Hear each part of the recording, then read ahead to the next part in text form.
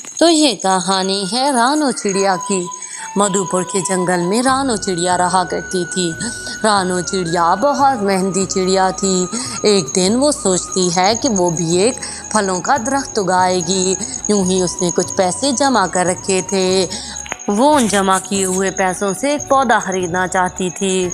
यूं ही वो ये बात अपनी सखी गौरी को बताती है। गौरी तो उससे बहुत जला करती थी।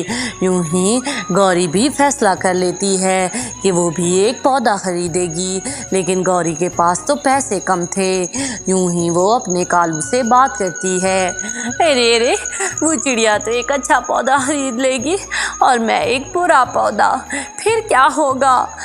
अरे अरे, कोई बात नहीं गौरी, उसके पास अगर ज़्यादा पैसे हैं तो उसने वो अपनी मेहनत से जोड़े हैं।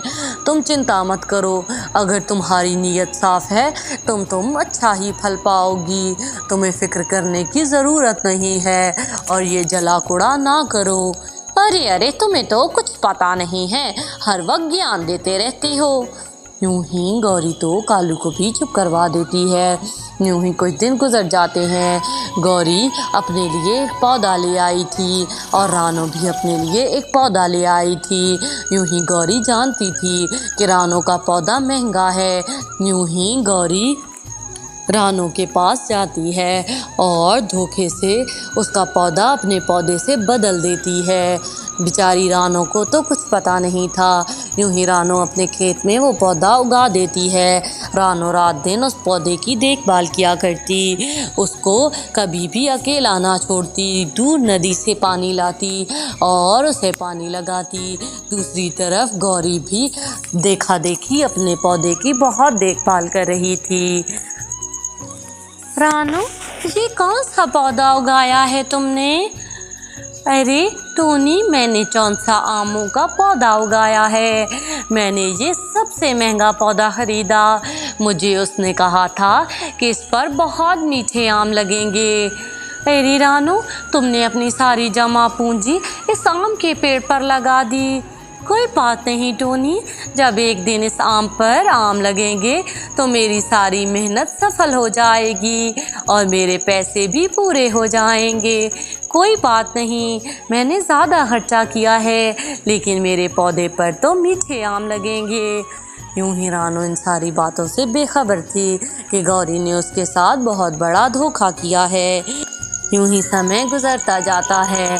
अब तो रानो और गौरी दोनों के पौधे बड़े हो गए थे और उन पर आम भी लग चुके थे। रानो के पौधे पर तो छोटी छोटी अम्बियाँ लगी हुई थीं, वहाँ पर तो कोई आम नहीं था। यूं ही रानो उनको देखकर परेशान हो गई थी, लेकिन उसने हिम्मत ना हारी। यूं ही रानो उसकी देखभाल करती रही। यूं ही एक दिन रानो परेशान होकर मीनू चिड़िया के पास जाती है और जाकर उसे अपने पेड़ के पास लाती है। अरे रानो, ये आम कभी नहीं पक सकते, ये तो छोटी अम्बियाँ हैं, ये पक्के आम नहीं हैं, ये तो खट्टी अम्बियाँ हैं, इन्हें तो कोई खाना पसंद भी नहीं करता। तुम्हारी तो सारी मेहनत व्यस्त गई, इसको तो कोई नहीं खाएगा। यूं ही रानो तो रोने लगती है। ऐसे कैसे हो सकता है मीनू चिड़िया, मैंने सबसे महंगा पौधा खरीदा था और मैंने रात दिन इसकी देखभाल की, इस पर कैसे वो आम उग सकते हैं? यूं ही रानो तो परेशान हो जाती है। वो सीधा बंटू के पास जाती है। अरे अरे बंटू भैया, ये कैसा पौधा दे दिया आपने मुझे, उस पर तो छोटी छोटी अम्बियाँ लगी हुई हैं, उन अम्बियों का भला मैं क्या करूँगी? अरे रानो, ये क्या कह रही हो तुम्हें तो मैंने चौंसा आमों का एक पौधा दिया था, जबकि गौरी के पास बहुत कम पैसे थे और वो मुझसे एक पौधा खरीदने आई थी और उसे मैंने छोटी अम्बियों का पौधा दिया था और उसने आराम से वो ख़रीद भी लिया। मेरे इतने साल हो गए हैं, लेकिन मैंने आज तक किसी को धोखा नहीं दिया, तो भला तुम्हें क्यों दूंगा? गौरी से बेशक पूछ लेना, वो पौधा उसका था, शायद तुम दोनों के पौधे तब्दील हो गए हैं। यूं ही रानो का दिमाग दौड़ने लगता है और उसे समझ आ गई थी कि गौरी ने उसे धोखा दिया है। यूं ही रानो सारी बात कालू से करती है। कालू घर जाता है और गौरी को खूब डांट लगाता है।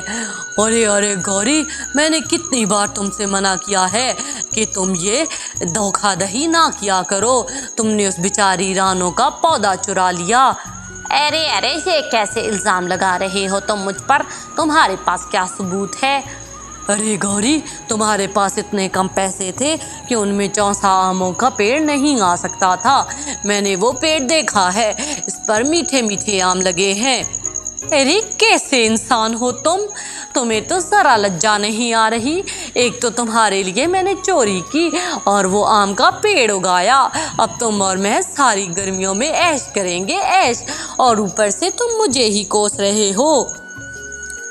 गौरी, ऐसे पैसों का हमने क्या करना है जो हराम के हो? हराम की कमाई कभी किसी को नहीं पचती। मेरी मानो तो रानो को उसका हक वापस कर दो। उसने तुम पर यकीन किया था, तुम उसके साथ ऐसा कैसे कर सकती हो?